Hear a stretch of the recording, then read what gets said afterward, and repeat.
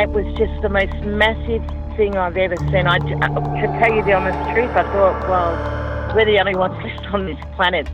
Something's happened. We've missed something here. The fear that went in me when I seen it was just like the feeling. I'd say it was fear, but I've never felt that feeling before in my entire life. It's a weird feeling, like you can't explain it when you don't know. You feel like you're being followed, but you don't know what it is. We had two to our right, another one in front of us, another one to the left, and another one just across the road, shaking the daylights out of the tree. All we get was a big red eye. I remember waking up and looking at the end of the bed, and there was a figure there, almost insect-like, and then I blacked out.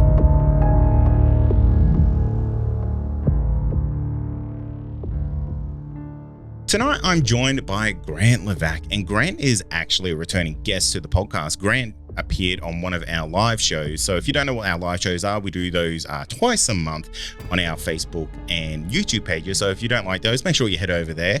But essentially, I want to get Grant on because Grant is basically one of my go-to guys on the internet to find out about what's really happening in the world of UFOs. And the great thing about Grant is that he is a true blue Aussie. He is located here and he actually busts his ass to get as much information out into the public. And he asks some really good and really tough questions. Like, this guy is the bulldog in the fight. He is not scared of anyone, and he's not really scared of the no response from people. You know, he kind of goes out of his way to ask those difficult questions, and for me, that like really gets a lot of credence from me because I think that's the best thing you can do. So I want to get him on, and I've got him on tonight to kind of talk about the recent happenings of UFOs. I guess, news in the world, but also what goes on in Australia, because Australia seems to be one of these, I guess, countries that kind of gets forgotten about in the world of UFOs. And, you know, we have one of the world's best reporters and in Australia, Ross Coulthart, kind of leading the UFO flag for disclosure. And we seem to be one of the most quiet countries about UFO disclosure in the entire world, which is just it's so puzzling. So, Grant, welcome back to the podcast, mate. It's good to be with you, Kay. Thanks for having me back on. It's great to be able to share some insights with your audience again. So thanks for having me, mate. It's always a pleasure to chat with you. And I'm not kind of like trying to fluff you up or anything, but that's the genuine truth of everything I said there. Like, I think you really do a fantastic job because you take it to absolutely everybody that you want to find out any information about. You just go straight in. Yeah, I appreciate that. I mean, I guess that that you know, curiosity in me and you know, the drive to always push for answers that remain, you know, to questions that get passed over by, you know, people in government or Department of Defense. It's my driving force to, you know, get answers to questions that I find interesting and I take seriously, and I think a lot of other people do as well. Yeah, absolutely. And you're one of these guys who is like also boots on the ground. You know, you're not just a keyboard kind of warrior in the sense of trying to find out all the information that way. You actually go out and you kind of talk to the people because, you know, you just recently did like I would say not a mini doco, but you did a proper doco on Westall, and, you know, you went there for their anniversary and kind of chatted to people and really got some good conversations out of that. Yeah, look, it was great, and you know, credit to Shane Ryan, who's been the lead researcher on Westall for many years. I connected with him, and he told me about this annual reunion event that the Westall witnesses have, and obviously throughout COVID, it kind of put it on a hiatus. But there was one scheduled for April of this year, and living in Melbourne now. I'm originally from Sydney, but living in Melbourne, I thought, I've always been interested to learn a lot more about Westall because I didn't really know a whole lot other than just the bare bones basics. And so I went out there on the day of the reunion event and met. There was probably it was a relatively small number of primary witnesses, and introduced myself, told them who I am and what what I've been doing to date on the topic, and asked them if they would be happy to go on camera with any questions that I wanted throw the way. And they were really, really gracious and generous of their time. I wanted to capture them sharing their recollections and recounting their memories of that day, the 6th of April, 1966, in a long form, unedited fashion. So I ended up putting out a documentary that was probably about just shy of 90 minutes. I think an hour and 15 or an hour and 10. I can't quite remember.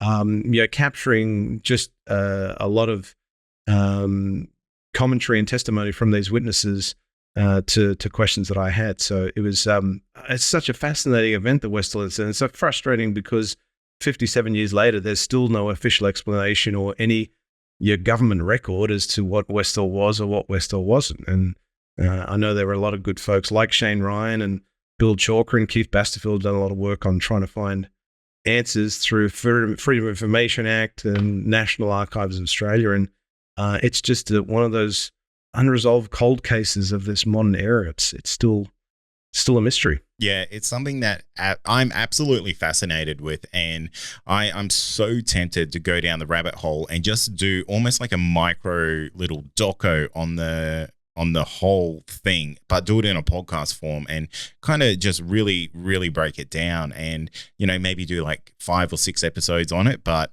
I know once I go down that rabbit hole, they're so hard to come out of. So I totally agree with you. And Westall is exactly that. There are so many rabbit holes. And so I deliberately, I made a deliberate choice to just stay focused on the story or the recollections of these select small number of witnesses that I interviewed on the day, because there was several hundred children that saw something on the 6th of April, 1966, and a few school teachers as well, and other people of the general public as well. And so I just focused on the recollections of these very small number of primary witnesses and kept the focus of the documentary kind of aligned to their recollections only. But yeah, to your point, there are just so many other rabbit holes you can run down on the Westall incident. It's such a fascinating one, and I think one day I'll probably pick Shane Ryan's brain again on other facets of it that I'm keen to explore. So yeah, no, and hats off to you, mate, because it's really difficult to. You want to chase that road wherever it goes, and you got to put a point to it. And for you, I think you did an excellent job. I appreciate that. Thanks. Oh, mate, no worries at all. Credit where credit's due when it comes to this type of thing, because there's not a huge amount of guys out there kind of doing what you do, and I genuinely believe, like, when someone does a good job about this stuff, you got to let them know, because not that you want or need that type of like uplift to keep doing what you're doing, but it lets you know that you're doing the right thing, I think. Yeah, and look, the positive feedback that I've received from other folks that have, is really wonderful to receive, some positive feedback from Shane Ryan, because I really respect the work that he's done on the Westall incident, and just other folks that have watched the documentary and really, value the content and hearing from the witnesses directly and giving them an opportunity to speak in a long form format. So, it is really, it's nice to hear those positive comments, and it does, provide some motivation, inspiration to kind of keep going and explore other topics as well. So, that's not just obviously on the Westall side, but my kind of driving force to date, which is to better understand Australia's involvement, or rather the lack thereof, in the UAP topic. So it's always nice to know there are people out there that value the work that I've been doing and trying to chase down answers to questions that I'm interested to pursue. Yeah, and I guess that's really the whole point I've got you on tonight, is to kind of talk about Australia's response to what this UFO phenomenon is, because like I said in the intro there, Australia seems to be 3 or 4 steps behind absolutely everyone else, apart from maybe Mexico, with the disaster of their conquest that kind of went on there. And I need to get your opinion on like what happened there, because My goodness, in Mexico? those things were those things that they're not aliens. Like they can't be from what everything I've learned about them. My gosh, just a total disaster in motion. Well, it was certainly unexpected. I don't think anyone saw that coming, other than those that maybe knew that it was planned. And I mean, the one thing that was unfortunate about the Mexico conference or congressional event was that it wasn't readily available in translated form. So you kind of had to either use a translation service, or there were a couple of podcasts that were maybe translating sections of it. So I didn't have a chance to watch it in its entirety, because not the whole. I didn't find anyone that had provided an entire translation of the whole event. But I was very, very interested to hear from Dr. Avi, Professor Avi Loeb, and Ryan Graves. He was there in person. So it was just, when I first heard about the Mexican conference or congressional event, and that it popped up that Jaime Maussan was involved in the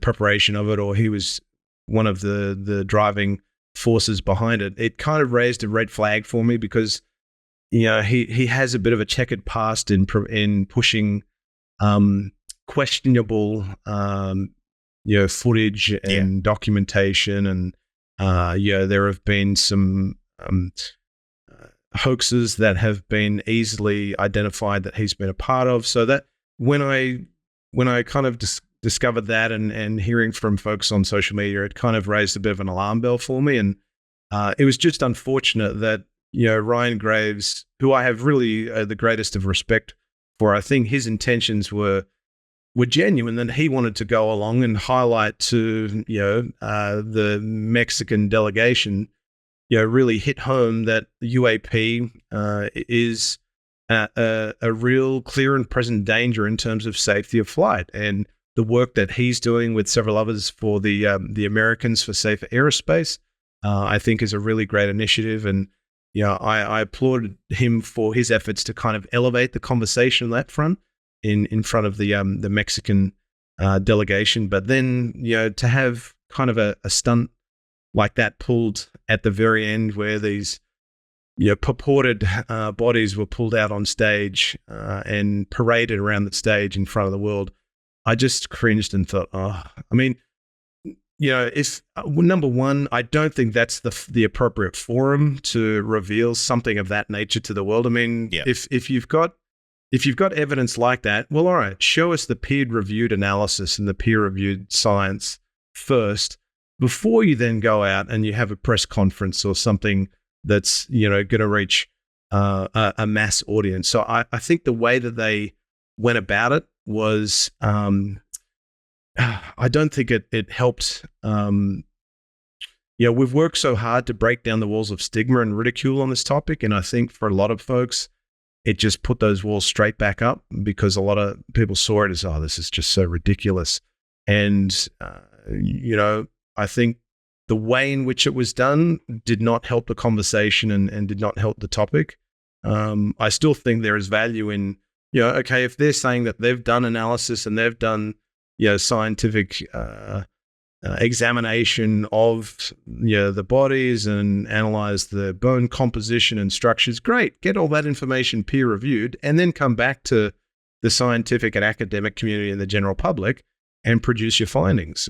But to my knowledge, there's no peer-reviewed analysis that's been conducted at this point. No, not at all. And the only other kind of review of these bodies that I saw were done by the same gentleman who originally presented them.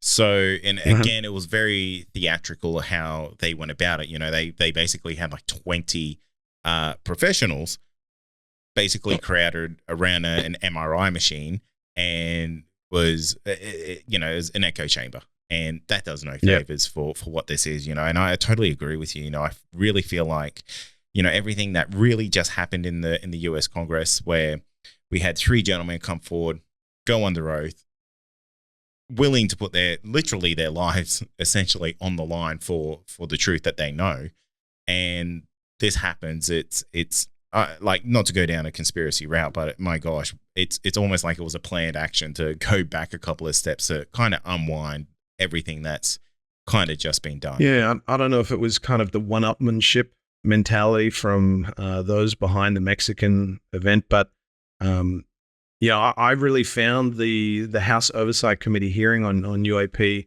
I mean, it didn't really, for us that follow this topic and we're well invested in it and we research it, it didn't really reveal anything new for us. There was it was stuff that we were aware of or had heard before. But I think for the greater public, for the general populace, I mean, it was a historic event. It's the first time that you've got, two witnesses and a whistleblower in the chair, not getting grilled necessarily, but getting asked questions from both sides of the aisle in a very bipartisan manner. And there was just some truly fascinating things being, discussed in the open forum. I mean, I really applaud the testimony of Ryan Graves and commend David Fravor, because I really think they hit home the nail on the coffin that, look, this is a national security threat and safety of flight risk. If we as aviators, if we can't defend ourselves in that, I mean, Commander Fravor has been the classic example. He was asked questions by Representative Ogles. If the Tic Tac became hostile, and if you had to defend yourself and your fighter jet, your asset, would you have been able to do so? And he said no. And he hit home that this is a real clear and present national security threat and safety of flight risk. So for me, that's the kind of approach that I've been pursuing in Australia, is getting the Australian government to take this seriously as a national security threat and safety of flight risk. I don't think Australia is even ready to kind of entertain the testimony of David Grusch at this point in time. But his testimony was truly fascinating as well. And he was asked some really good questions, particularly AOC. I asked him, if you could tell us one thing or where to go or who to ask, what would you say?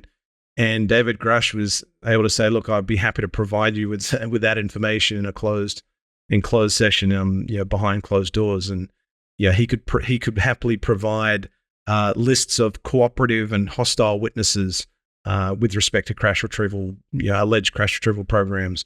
So, his testimony was a testimony from all three of them I found to be incredibly compelling.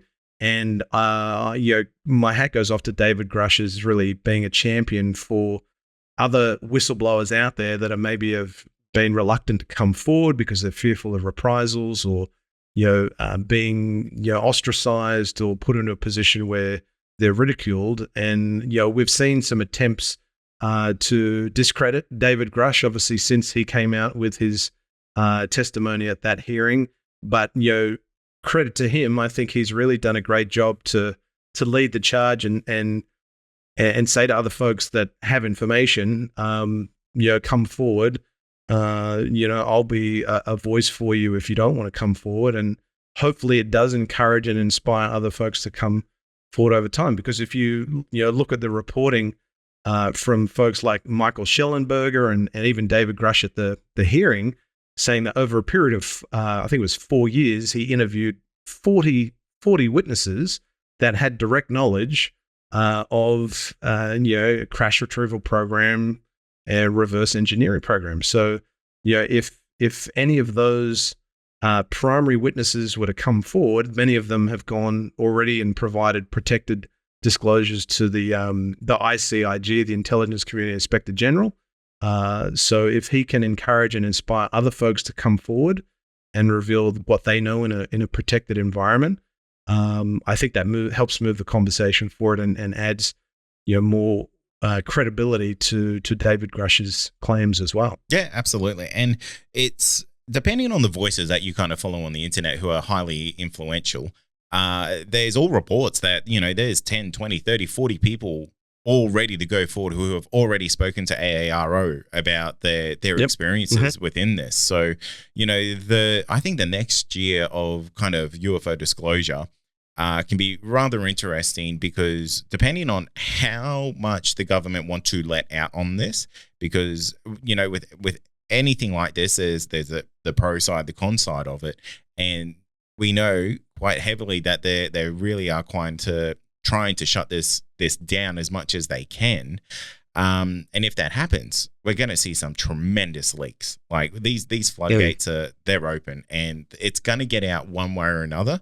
And I really think that any government, any worldwide kind of government here, really needs to try be on the right side of history, on the right side of disclosure, because you don't want this to kind of just be this crazy sense of mayhem in the world for people who aren't us, who don't know about this type of stuff. And if that whole world comes crashing down, that, hey, aliens are real, they've been here for X amount of years, they're doing X things, and they're not all nice, that's going to rock a lot of people's worlds. Yeah, and and Ross always says the ontological shock that comes with disclosure or confirmation of there being a non-human intelligence that has perhaps interacted with this planet. But I mean, even if you look at the historic legislation that's been proposed in a bipartisan fashion in the US, you've got one of those powerful people in the US Congress in politics. You've got Chuck Schumer, who is leading the charge on this historic legislation for a UAP disclosure act to be implemented, which would require the president. Typically the National Defense Authorization Act gets signed towards the end of each year. Biden has signed the last few in December, and that would require him, the president, to nominate a UAP disclosure a review board that's modeled after the JFK Assassinations Records Act, or whatever it was called, and they would be charged with reviewing all UAP-related information, deciding if it should continue to be withheld from the general public due to any national security implications. But if there are none, then that information has to be disclosed to the general public. Now, a lot of people have said, well, there are potential challenges around that. I mean, you look at, the JFK assassination was, 1963, and how many years have passed, and there are still several thousands of documents that have not yet been disclosed for who knows what reason. If it's national security, fair enough. If not, why haven't those documents been disclosed? So it presents its own sets of challenges with a UAP Disclosure Act that's modeled off the JFK Assassinated Records Act. But at least I think it's a step in the right direction that's going to push the ball down the road even further with respect to getting more information in front of the general public, because that's what we've been wanting for so long. And we've still only seen some pretty crappy videos come out of the Pentagon with respect to UAP. I mean, credit to Jeremy Corbell, irrespective of what people think of him. There are obviously people that are current and former members of the armed services that feel like they can trust him with their information, so they'll reveal information to him. And he's been able to push out information that the Pentagon has said, yes, this is actually, we can verify this as legitimate footage or imagery. So there's people that obviously entrust Jeremy Corbell with their information to put it out there. But we haven't seen a whole lot come from the Pentagon or the now All-Domain Anomaly Resolution Office. There's only been dribs and drabs of information that have come from ARO that haven't been all that interesting. So with now ARO has finally got its public-facing website up and running, and they're reiterating that their plan is to publish their cases when they're able to resolve what they are. Hopefully we'll see more visual footage added to their website over time that the general public can review. But I think things like legislation like the UAP Disclosure Act just helps move the ball down the road a little bit quicker than decades past. Yeah, absolutely. And I think that's a lot of people in our kind of niche, in our circle, have known what we've known for so long. And for them, it feels like a very slow crawl to where we're going. But if we look at UFO history over the last 50 years, my God, how far we've come in just in the last couple of years to decades before that. Like if we're looking at a curve here, we've gone from just really flat to to peaking, and that's going to get exciting in the next couple of years. And whatever that excitement level that may be that a government supplied level of excitement or leaks, I think it's going to be very telling. But I am rather interested to talk to you about kind of Australia's response to this, because you are kind of like a fighter for truth when it comes to like UFO disclosure, very much so within Australia. And Australia technically kind of has a genuine invested interest on paper for UFOs with the Five Eyes initiative. Yeah, and what a lot of people may not know is that Australia has almost as long of a history investigating the UAP topic as the United States does. The Royal Australian Air Force and then Department of Supply were charged with investigating UAP, or what they referred to back in the day as unusual aerial sightings, UAS, back in the early 50s. So, not many years after Roswell of 1947, you had Australia taking the UAP topic seriously, and that all came to a halt in 1996 when the Royal Australian Air Force, closed its doors on investigating UAP because they could not apparently find any compelling or other scientific reason to continue to devote resources to the investigation of UAP. Now, fast forward to 2023, and look how different the world is now compared to 1996. And I just don't understand why the Australian Department of Defence and Royal Australian Air Force has got its head buried in the sand all these decades after 1996. They haven't investigated the topic for close to 30 years. They're telling us they haven't engaged in discussions or briefings with the US on UAP. They haven't been privy to any of the classified data housed within the classified reports provided to members of US Congress, and they're saying, move along, folks, there's nothing to see here. There's no appetite whatsoever from the Australian Department of Defence, Royal Australian Air Force. Number one, there's no acknowledgement that there is a UAP topic. And two, there is no appetite from them to formally review their long-held position on UAP that, move along, folks, there's nothing to see here. And like you said, if you were to plot everything out, all the key milestones, just from 2017, the December New York Times articles, how many key milestone events would you have on a timeline just in the last, 5-6 years? I mean, there's been such a flurry of activity in the last 5-6 years that it's almost hard to keep up with. But the Australian government is just still got its head completely buried in the sand on this topic. And to your point, Australia is part of what's called the Five Eyes Intelligence Alliance. So it's made up of the United States, Canada, the UK, Australia, and New Zealand. And they're charged with essentially sharing what's called signals intelligence, information, data, your radar information, intelligence that can help, mitigate vulnerabilities and maximize strengths in terms of preparing for or understanding what our foreign adversaries know, what they don't know, what they're working on. So it's kind of, there's been this long history across the Five Eyes of sharing data and intelligence on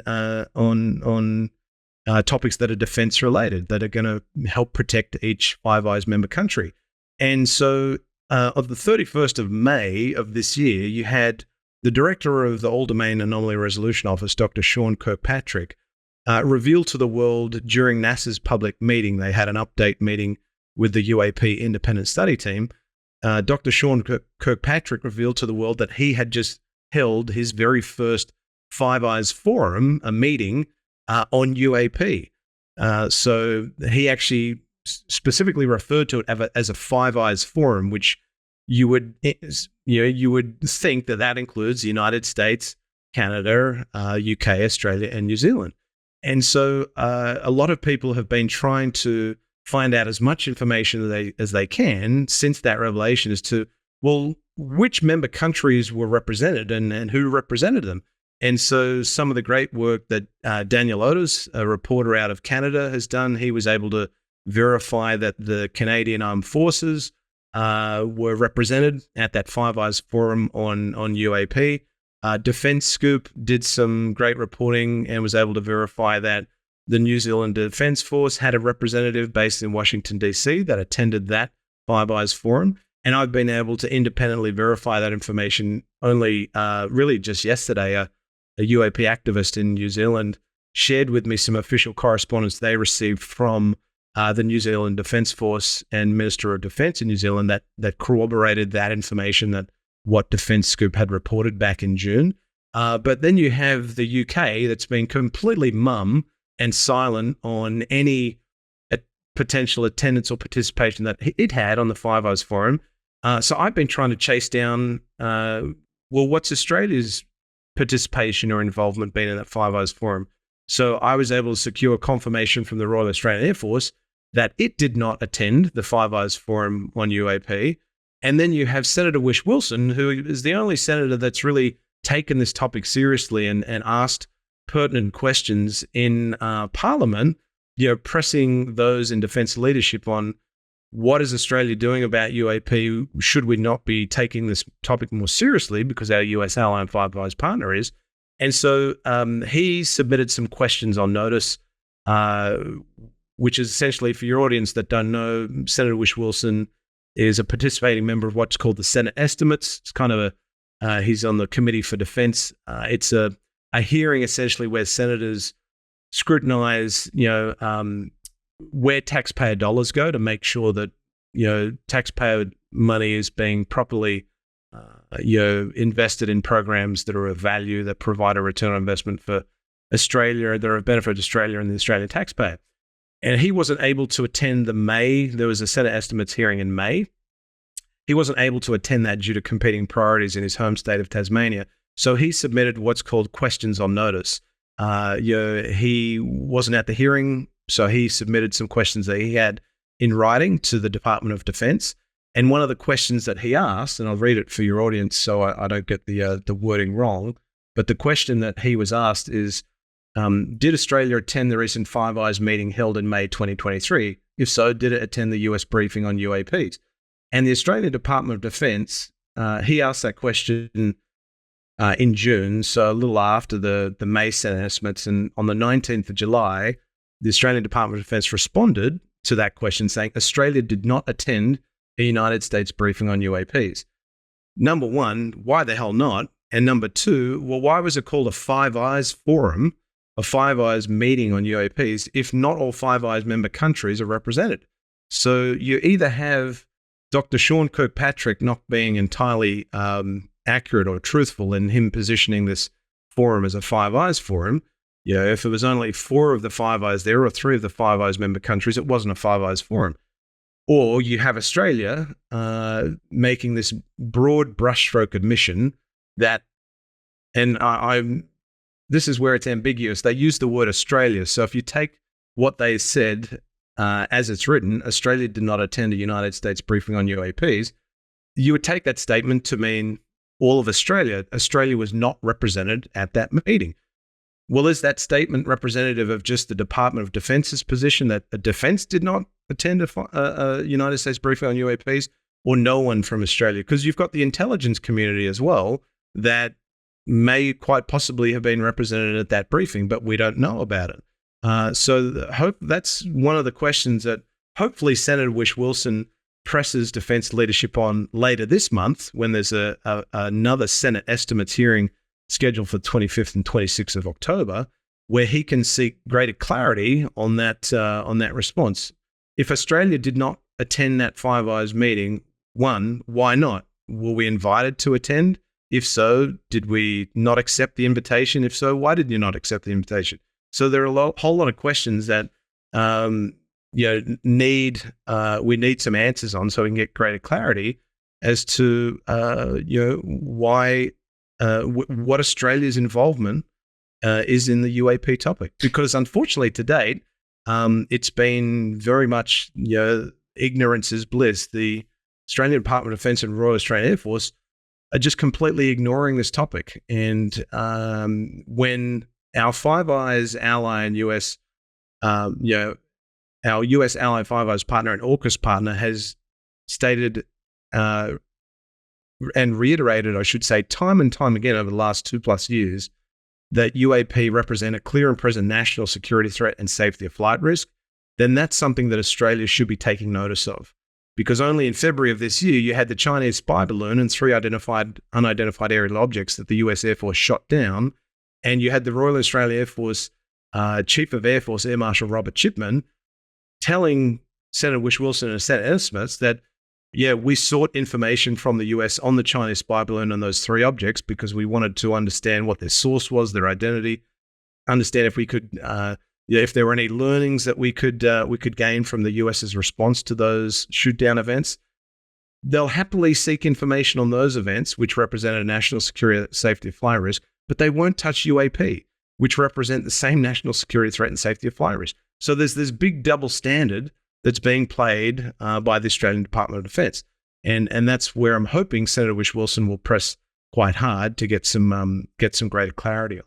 I know that's an extremely long-winded answer, but hopefully that kind of paints a bit of a picture for you as to where we're pretty much currently at. No, Matt, it's the perfect answer, and I think it really will catch a lot of people up in Australia, kind of where our government is sitting with this whole UFO topic, because it really seems like it's, and this is for all the non-Australian listeners, like this is a bit of a slang kind of term, but it's almost like a she'll be right kind of mentality. No, she'll be right, mate. She'll be right. Yeah. Don't worry about the UFOs. Like that's nothing. Like it doesn't mean anything. That's move along, folks. Nothing to see here. Exactly. It's a US thing. The other blokes will take care of that. We're fine. Which is the complete opposite, because I've spoken to multiple pilots here in Australia who have seen UFOs while flying passenger airlines. That is a major, major concern.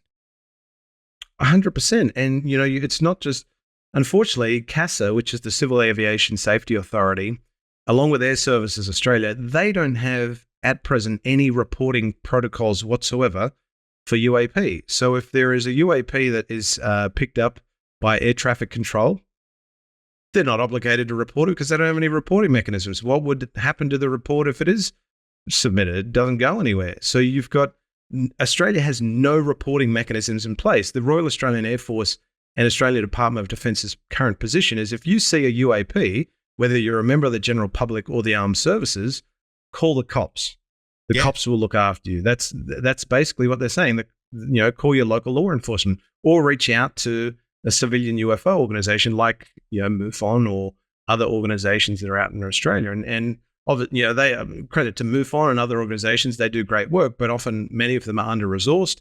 They don't have the capabilities that should be in place to have some sensible see something, say something reporting mechanism. Yeah, absolutely. And it's incredibly frustrating. Oh, and the other thing is, like, they don't really have the authority to make any decisions to actually change legislation or anything like that about how this stuff should be treated, because these guys. And look, to your point too, you said that you've got some commercial pilots that have come forward to you. I mean, I had Ross Coulthard and a couple others on my channel, the Unexplained Rundown only, recently, and Ross stated that he's had defense personnel come to him and share their accounts of UAP that they've observed and have not felt comfortable to report to their superiors in fear of having a blemish placed on their flight record, out of fear of reprisals. So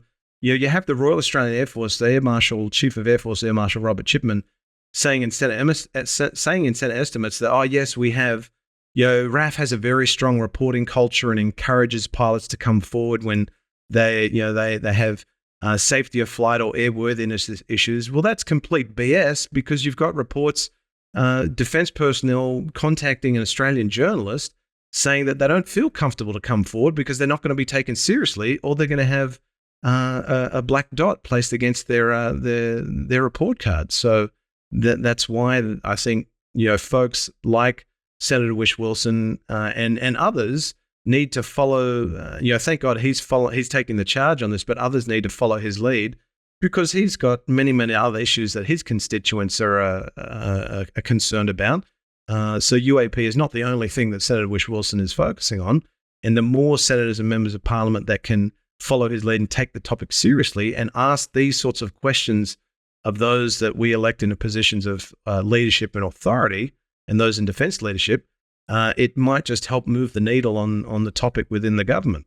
Yeah, it's really is a shocking state of affairs where Australia kind of stands with this. And, the fact that we could jump on an airline tomorrow and have an extremely close, life-threatening encounter with something in the skies, and for that to just be nothing, reported to no one, just disappears to history, and the handful of people who had, potentially a shocking moment there is just disgusting in general, in my opinion. Because I agree. It's and I feel for I have the greatest of respect to the brave men and women of the Royal Australian Air Force and that work in the Australian Defence Force, the services, but I'm very critical of those that are in positions of leadership within defence, because I almost feel like there is a degree of there's a disservice that's being placed on the brave men and women of the Australian Defence Force in Australia, because they're not being afforded sensible say something reporting mechanisms. So it almost begs the question, is the Australian Department of Defence and Royal Australian Air Force breaching its duty of care by not looking out for its pilots and aviators who are encountering these things that they can't readily reconcile or identify in the skies that could potentially become a safety of flight risk? I mean, it was only in the House Oversight Committee hearing on UAP back in July that they're now telling us that US pilots and aviators have had up to 14 near misses, 14 incidents of near misses with UAP. And the fact that you have no reporting mechanisms here in Australia, who knows how many incidents there are of near misses or potential safety of flight incidents, because it's not being reported. There's no one to report those things to. And why would you want to report it if you're a civil if you're a commercial aviator or you're a pilot? Because there's this fear of stigma and ridicule that's still associated with it. Oh, so, absolutely.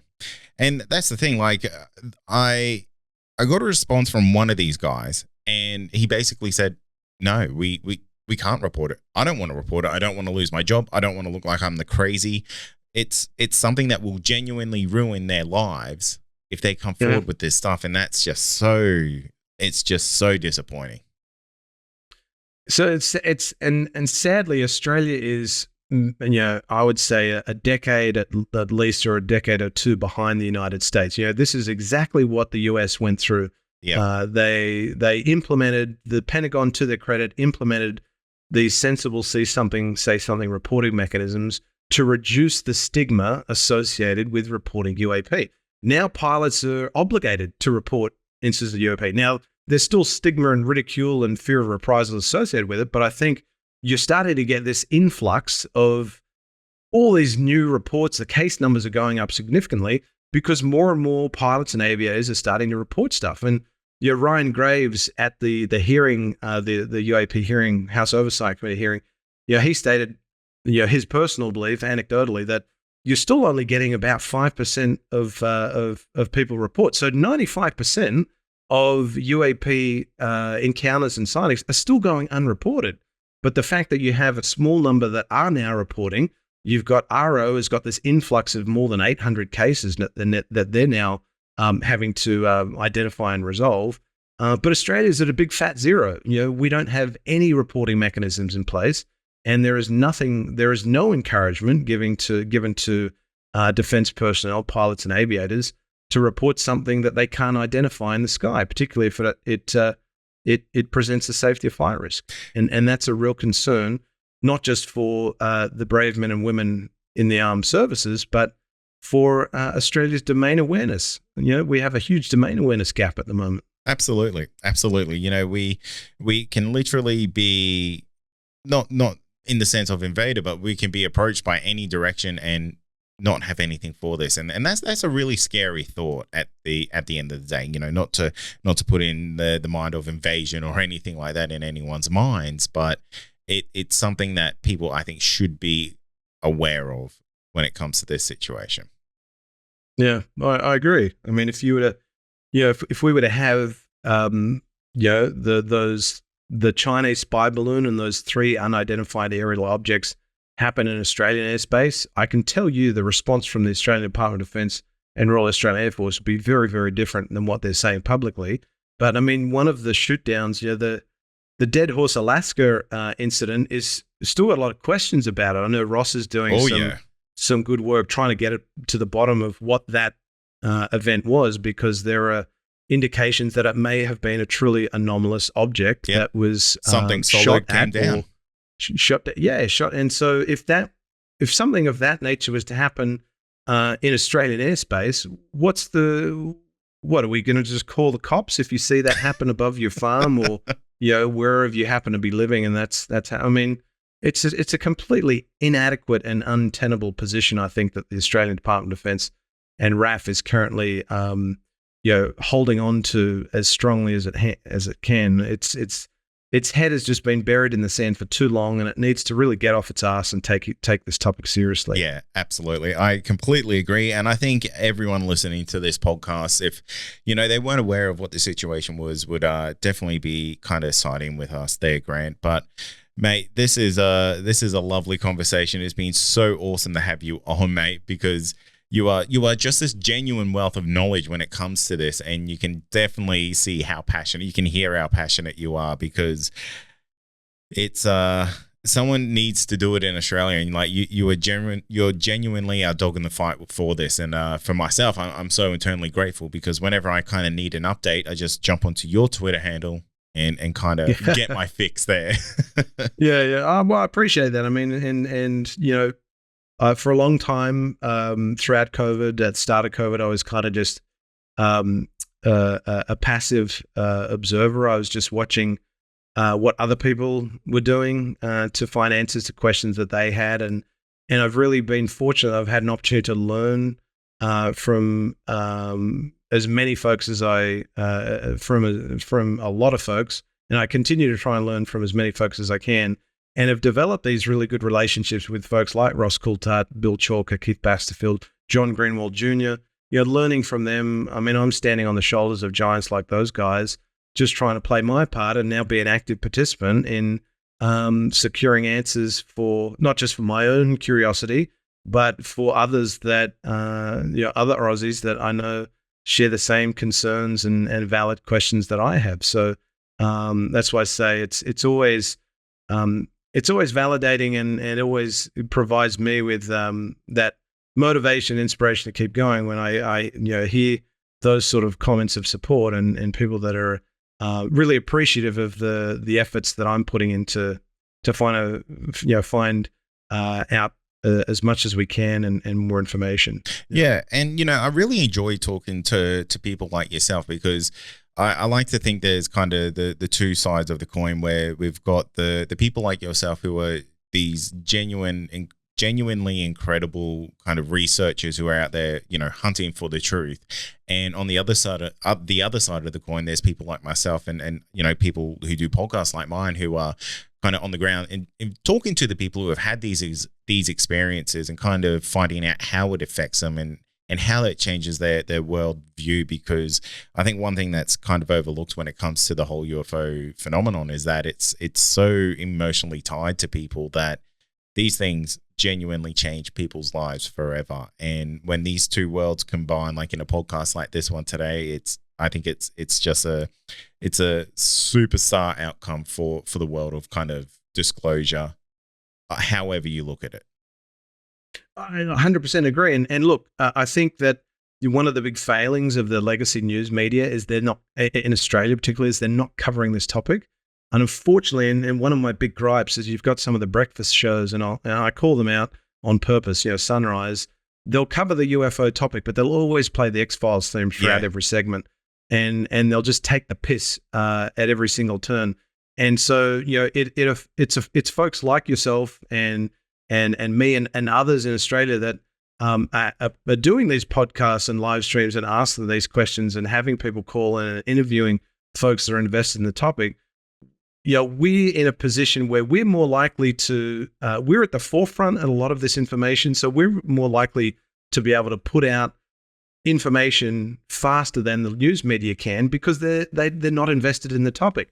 They don't follow it and have the same, they're not exercising their due diligence, unfortunately, at all. Whereas we're asking questions, we're wanting to get, follow-up information where there are gaps. So it's my hope that the news media will take notice and take this topic more seriously. And there have been hints of that, little sparks of that in the last couple of months, but it's still quite, broadly across the major commercial networks that they're still just, treating this as a US problem and not seeing it as a UAP as a global issue that needs Australian involvement as well. Yeah, absolutely agree with you there, mate. It's it's a situation that affects everyone, and I just, for me, I don't understand how this isn't the biggest news story every day. Yeah, I completely agree. I mean, if we can, the big three questions that us as a species we have, are we alone in the universe? What happens when you die, and is there a God? And if we can answer one of those three big questions, I think it inspires so many people to then look up rather than down at their phones and take have a real hard look at ourselves as a species, as humanity, and think, well, we're not as R.V. Loeb says, we're not the only kid on the block. If there's other intelligences out there that have been interacting with this planet for millennia, not just since 1947, then that's going to, I think that's going to make us really reassess our place in the universe and how we treat and respect one another. Because unfortunately, as capable as we are as a species of creating wonderful things and showing love and affection, we're also capable of doing some really awful things. And I think that's true with what's happening in the world at the moment. So if ever there was a time for, disclosure or confirmation to happen, I think, now would be a good time, because it might just bring the people of the world together and take a hard look at themselves. Yeah, absolutely. Well, Grant, before I let you go, mate, where can people find you? So, you have the Unexplained Rundown. It's kind of like a show that you kind of put together. Where can people find that? Yeah, so I'm on. So the Unexplained Rundown, I do on YouTube. If you just search for either my name, Grant Lavac, or the Unexplained Rundown on YouTube, you'll find the channel. It's also on Spotify. So if you want to listen to the show, if you're a bit more of an audio fan, again, search for the Unexplained Rundown on Spotify. I'm heavily engaged on social media, predominantly on X, or formerly Twitter. So if you just, my handle is just @Grant Lavac. So if you just search for Grant Lavac in Twitter, X, you'll find me. And they're pretty much the three big platforms. I have a Facebook account and Instagram, but I don't have a ton of engagement on the UAP topic there. So most of the time you'll see me on heavily engaged in discussions on X and Twitter. So yeah, feel free to give the show a follow or get in touch if you're interested to follow my journey, if you've got questions. Absolutely. And what I'll do is I'll leave links to all those in the show notes as well, because I can truly attest Grant's my go-to guy for UFO news when it comes to Twitter. Yeah, I mean, and I, like we were saying off air at the front end, with everything that's been going on, in the last 6 to 12 months, it's almost feels like a full-time job to just stay up to date with everything that's going on the topic. So there are, there's a small number of folks that I turn to for as a source of valuable information. Obviously, Ross Coulthard is one of them. He does a great vodcast with his partner in crime, Bryce Zabel, on Need to Know. And there are a few others out there as well. Obviously, John Greenwald Jr. does some great FOIA work in the US. Ryan Sprague has a really good somewhere in the live stream, a once a week stream where he kind of recaps, summarizes some of the key podcasts from the previous week. So, for folks like us that work day, full-time day jobs, and we've got little ones, a 3.5-year-old, it's hard to keep up to date with and watch all this great content that comes out with podcasts and live streams. So I often rely on those folks to kind of break it on down for me and give me a sense as to what's going on.